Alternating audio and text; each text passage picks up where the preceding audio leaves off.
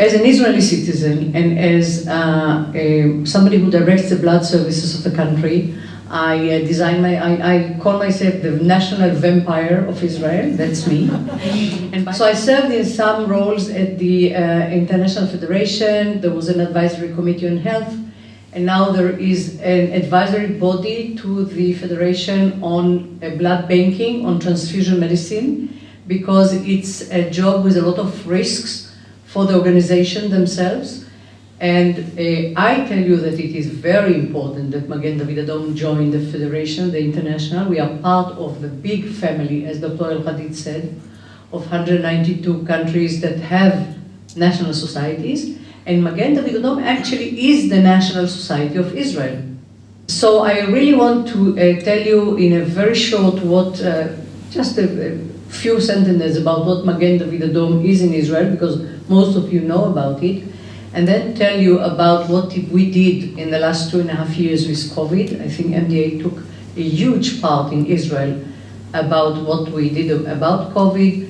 A few sentences about what's going on in Ukraine and the countries around with the Magen David Adom missions. And of course, my favorite subject, which is the new Blood Services Center, which is really a dream come true. So just to say that Magen David Adom in Israel operates under the law of Magen David Adom. And this happened in 1950 when the Knesset decided that there should be one organization, non-governmental, non-for-profit, that will take care of all the emergency medical services, which is the pre-hospital, all the ambulances, the white ones, the basic life support, and the now yellow ones, which are the intensive care units, and the medicycles, and the 2 helicopters that we have, and everything that we, the population, need to bring somebody from their home, or from the street, or from a terrorist attack, or from whatever injury they have to the hospital. So this is the responsibility, and the only responsibility of the only organization, which is Magen David Adom. People in Israel know that if something happens, they dial 101.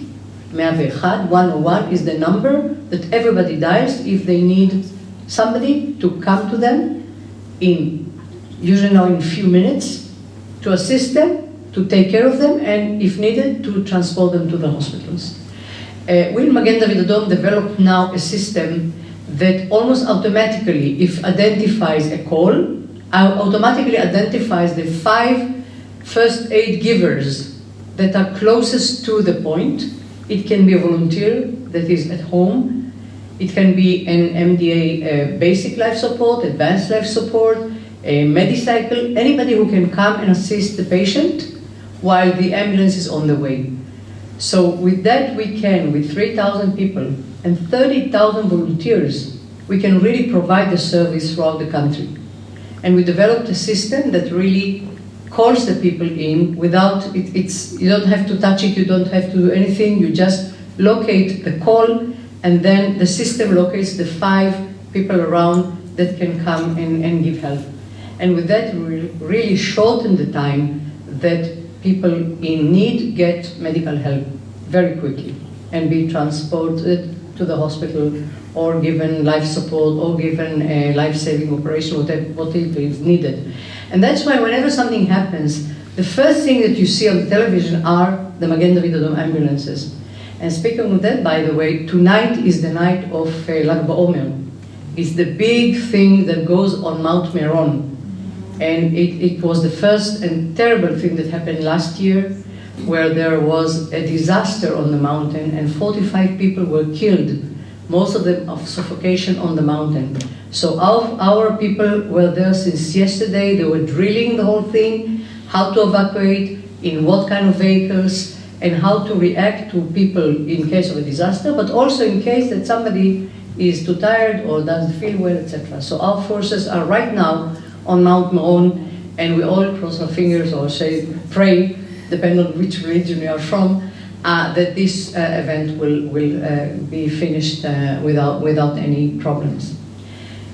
The point that we are part of the Red Cross and Red Crescent movement allow us to really take participate in many acts that the Federation does without having to do it through the IDF, through the army. Before we joined the Federation, whenever there was a disaster in the world, usually the Ministry of Health would send a mission, mostly from the army, and our paramedic will join it as medical people and medical/military people. Once we are in the Federation, now we can go as Magen David Adom and join other Red Cross and Red Crescent missions. So for example, just now in Ukraine, there is a collaboration going between Magen David Adom and the German Red Cross, where we help them to evacuate wounded people from Ukraine by armed ambulances of the German Red Cross out of Ukraine. So there are paramedics, mostly Russian-speaking, and you know we have many Russian speakers in Israel, helping them there. The other thing that Magen David Adom is involved in Ukraine was opening a clinic, actually not in Ukraine, but in Moldova, in Kishinev, to treat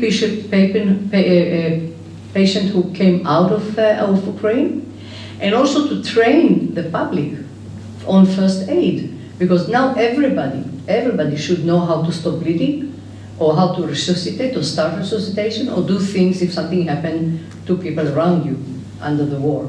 So Magen David Adom is heavily involved as Magen David Adom and as part of the Red Cross and Red Crescent, which is, I think, a very important issue. Another good thing was sharing our COVID experience, because in the last 2.5 years, actually, you know, COVID in Israel started in February, when there was a group of Korean tourists that went around the country, and then the whole thing was discovered with COVID, and then we became under COVID, I would say, regime. And Magen David Adom first opened a call center, because people wanted to get information, what to do, what not to do, where to go, where not to go, where can you be tested, what to do. And Magen David Adom opened within 2 nights a call center that received up to 50,000 calls at night, usually after the 8 p.m. News, when either the Prime Minister or the Minister of Health went on television, scared everybody, and then everybody wanted to get answers of what to do. Should we send the children to kindergarten? Should we stay at home? Should we wear masks? Should we not see our older family? What should we do? So we opened a huge call center, employing a lot of our volunteers. And then we were involved in sample taking, because there were neighborhoods where people live in very crowded neighborhood, and they didn't have cars to come and be checked. Although we also opened our drive-through. You can stay in your car, which was great. You can go, you can stay in your car, you were tested while you were sitting in your car, and then you went on. So we have few drive-throughs. But what do you do about the people who live in very close neighborhoods and do not have cars? So we went from one apartment to another, and we actually took samples from everybody and sent them to the laboratories that were doing the tests. And then vaccination came up. So vaccination of elderly people were done by Magen David Adom medics. I myself worked in a very close neighborhood to one of the elderly people home. And you know, when you opened the vaccination, you had to finish them, because otherwise you have to throw them away. So whenever they came to the point that they finished vaccinating all the population in that elderly home and got some 10 or 15 extra vaccines, they would call us, whoever were working in the neighborhood, to come and get the vaccine. So I came there and saw the work, the way how they treat the people, how they explain to the people what the vaccination do, and how they should behave after, etc., was amazing. And they are medics. Their major thing is to go save lives in the ambulances, and they learn to do all that. So right now we are now lowering that involvement with COVID, because thanks to God, COVID in Israel is very low, and I hope it will stay like that. But it was an experience of how, when you have an organization, when you have people that you call them and they all report and they all stand and they all do the work, how you can really help the country to do things that it needs to be done. Last but not least, of course, is the blood services, because unlike here or in England, in Jordan, where the blood services is national, it actually belongs to the Ministry of Health. In Israel, we operate the national blood services, and we do that from our current facility, which is lovely, it's very nice. It's situated in Ramat Gan, which is near Tel Aviv, a building that was built in the 80s, when there were no laws and standards regarding earthquake. And as Dr. Hadid said, we are living in an earthquake-prone area, and you all know that, because the first documented earthquake that we all know is described in the Bible. In the Sodom and Gomorrah story, where there was a major earthquake from Syria to Africa, which created the Jordan Valley. So we know it will happen. And we know that we have to be prepared for that. We know we have to take care of any disaster with our neighbors, because the earthquake would not differentiate between Amman and Jerusalem, I can tell you. It's maybe an hour apart by driving, maybe. So it will be there. And the current blood services in Ramat Gan will not stand, the building will not stand. And the other thing that we learned throughout the years, that our neighborhood is a complicated neighborhood to live in, and both our neighbors from the north, from Lebanon and from Gaza, have now missiles that can easily reach Tel Aviv. We've experienced that a few times, and the event of a missile hitting the major and only blood center of the country, I think, is just a matter of time. So it took us a few years to convince the decision makers in Israel that we need to find a place where we can build a shielded, protected, bigger blood center, which will enable us to actually double what we do today, because of the growing population of Israel, the aging population of Israel, the more advanced medical treatment that we give, that they all require more blood. So finally we found a land, it's in Ramle, not Ramallah, which is in the West Bank, but Ramle, which is a few kilometers, it's very close to the airport. And we got a land, and we actually finished building this new blood services center, which enable us to process up to 500,000 units, blood units a year. So it will provide service to the country for the next 20 to 30 years, because of course not every day you build something like this.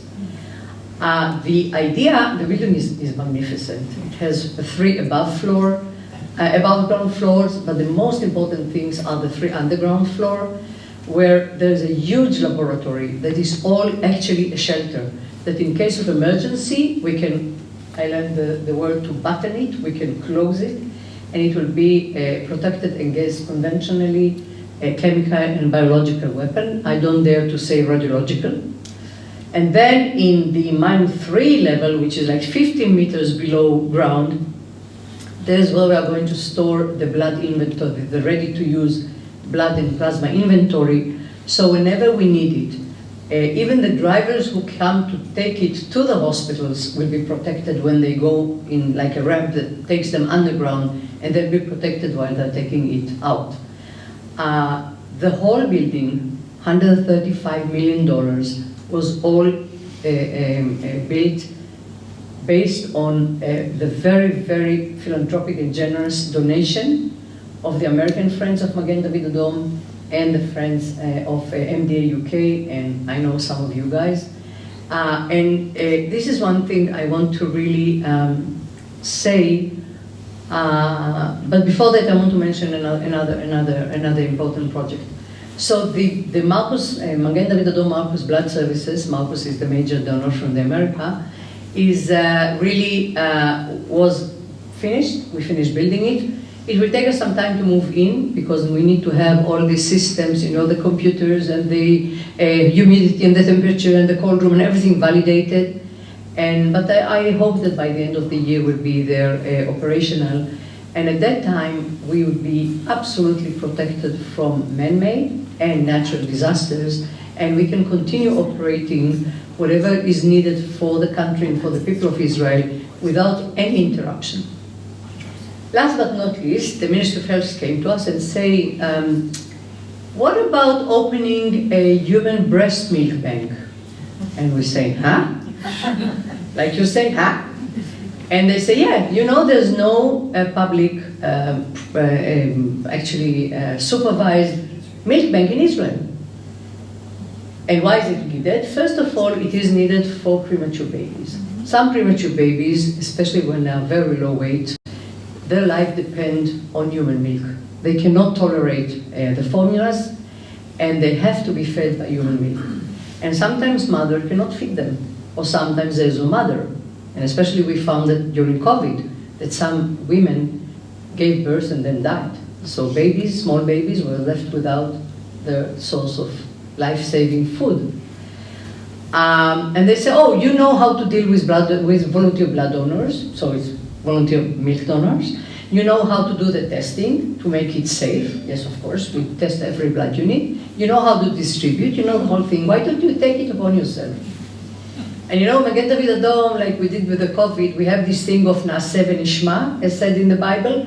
We'll do, and then we'll think how to do it. And of course I said, yeah, why not? No. Yeah, so in 2 years, we actually built the first public national milk bank in Israel, which is right now in Magen David Adom in Jerusalem, but of course it will move also to the new facility in Ramleh. And we are now providing a milk bank to premature babies in Israel. And when people say, what do you, Magen David Adom, has to do with that? We say, our motto is saving lives. He who said one soul is as if said the entire world. So this is what we do. We can do it with the ambulances, we can do it with the blood, and we can do it with human milk. Last thing I want to say is to really thank you for what you're doing. Some people say you are behind us, and you are enabling us to do what we do. You're not behind us, you are with us. You are with us shoulder to shoulder. With you, with your help, we can do what we do. Because if we would just rely on any kind of a little, I would say, financial support that we get fee for our services, we would have never been able to do what we do, not with the new ambulances, the mobiles, the blood mobiles, the new building, the new technology, the new human milk bank. Nothing would be happening in Israel in the level of medicine that we know how to provide and we can provide without your help. So I want to really thank you, not on behalf of myself, but also all the employees, the volunteers of Magen David Adom, and mostly the patients of Israel. And you enable us to stand as part of the Federation of the Red Cross and Red Crescent and say, here we are, this is what we know, this is how we can share, and we have a huge amount of supporters throughout the world to help us do that. So thank you very, very much for everything you've done. Thank you, and you're doing. Thank you.